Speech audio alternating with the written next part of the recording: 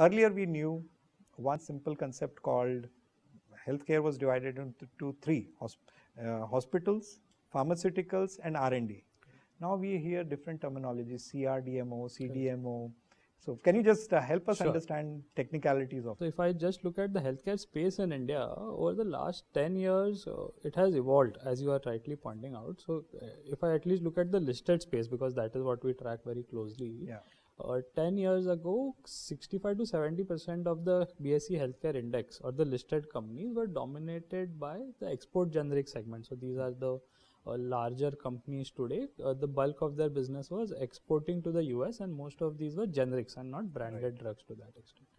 From there, we have evolved quite a bit to now, where we have, as you said, we have export generics, but that is now only 22% of the index. Right. We have domestic brands, which are 35% of the index. We have hospitals, which are another 25-30% of the index. Yeah. And we have this new CDMO, which is 18-20% of the index. And apart from that, there are a lot of other ancillaries, like there are some IT companies who are focused on providing services to healthcare companies or the big pharma companies.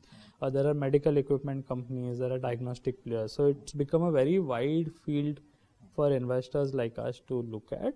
And each of these sub-segments are very different from one another in terms of the cycles or the capital required or the growth that these exhibit.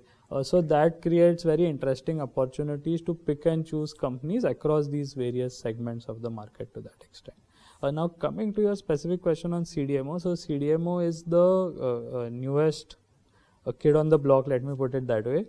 So the full form actually is custom research, development and manufacturing outsourcing. So I think that's the full form of it. So essentially, if you think of it in a simplistic manner, the way some big corporations in the US outsource their IT services to companies in India, so that is IT service outsourcing.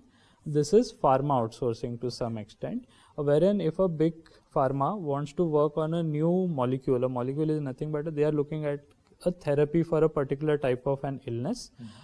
They can start out by outsourcing the research bit of it to some company either in India or China or Europe or maybe in the US itself. Mutual fund investments are subject to market risks. Read all scheme related documents carefully.